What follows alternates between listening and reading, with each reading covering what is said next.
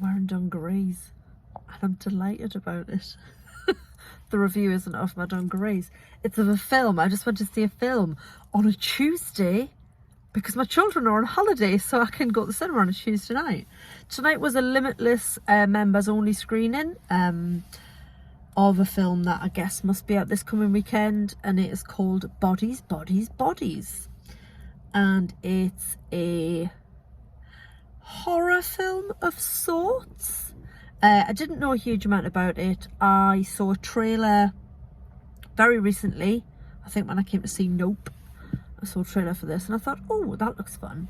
And it was indeed fun. The story centers around a group of, I guess, early 20s rich kids.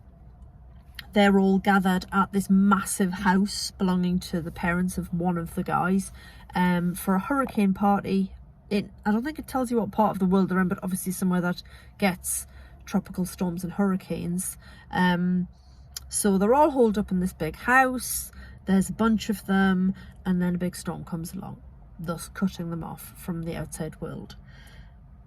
What becomes clear very, very early on is that there's a lot of history within the group. So the core, I'm gonna yawn, I'm so sorry. The core members of the group have obviously been friends for a very long time, and they know things about each other. The central character, I guess if there is one, is called Sophie. The actress, I don't know her name off the top of my head. It is largely a cast of unknowns. Apart from Sophie, I know from she's great in everything I've seen her in. She played Rue in the first Hunger Games film, which was quite young. She was also the lead in The Hate U Give. She was very good in that. So she's a real like rising star. So she plays Sophie. Sophie is fresh out of rehab. She's got a girlfriend. We never find out where the girlfriend is from. To me, she sounds French. One of the friends asks her if she's Russian.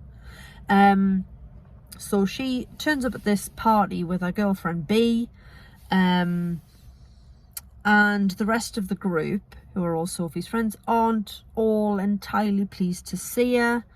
And what I liked about it was the way they drip feed the past that exists among this group of friends. You know that there's stuff that's gone on, and some of it is tied to Sophie's addiction problem, and relationships within the group are clearly very tense, but it's not all spelled out for you straight away, which I enjoyed. I'm gonna yawn again, I'm so sorry. Oh, tired.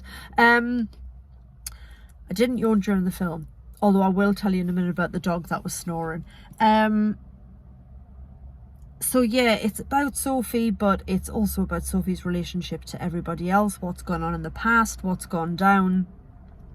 The title comes from a game they play called Bodies, Bodies, Bodies, which is kind of a murder in the dark thing. Everybody gets a piece of paper. The person with the X on a piece of paper is the killer. They put all the lights out and the killer needs to tap somebody in the back. They fall to the ground.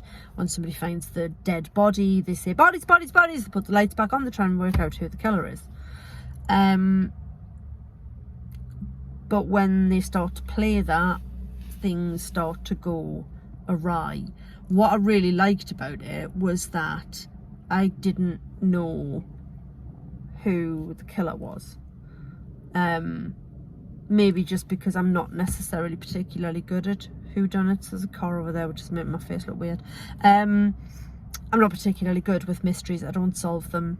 Some people can watch stuff like this and go after 5 minutes, it's her or it's him, and I'm not one of those people. Often I think I don't want to figure it out. I want to just let it sort of play out in front of me. It is quite gruesome and gory. There's some quite nasty deaths. The performances are all good. I like the fact that the cast and the group of friends are all quite diverse. They're all rich. That's what they've got in common. B, Sophie's girlfriend, obviously isn't. But you can tell from looking at the house that they're in that David's parents, he's played by Pete Davidson, yeah, that guy, his parents clearly have money. Sophie's parents clearly have money because that's discussed. Sophie and David have been friends since childhood. And describing him to be, she's saying, oh, he's been my best friend since like preschool, blah blah blah. But when she turns up at the house and everybody's in the pool and they see her, he is definitely not thrilled to see her. So yeah, I like the fact that the cast are diverse, both ethnically and just in terms of character. Had this sort of thing been made in the 90s, I feel like everyone would have been white and everybody would have been straight, and it would have been a lot more in the mould of that sort of Scream cliche of blonde hair, big boobs, running up the stairs when they should be running out the front door. They do keep splitting up in the house. Once bodies start turning up, they do go wombling off to like find help, find torches, and you're just like, for the love of God, stay together. But then you don't have a film. It was short, which I also think is a plus. I think hour 35, which is rare these days. I do feel it ran out of steam a little bit towards the final third of the film, sort of slowed down. The earlier part had been quite pacey. It's got some really good songs on the soundtrack. One of the characters, Alice, who's quite neurotic, she has turned up with a boyfriend from Tinder who's clearly about 20 years older than her, so like 40s, mid-40s. So that's a weird vibe.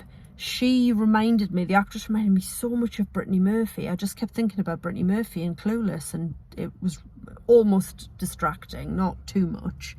But everybody in it was good. I like the fact that it's contained. It all happens in one place. It keeps you guessing.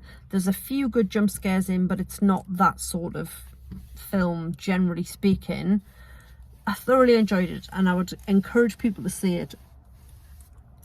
There was a dog sat behind, there genuinely was a dog sat behind me, and it must have been some sort of support animal. Obviously it could be a guide dog, but then, yeah, I guess, I don't know. I'm really ignorant. Do blind people go to the cinema? I don't know. I know deaf people go to the cinema, but they go and get either audio description or when it's subtitled.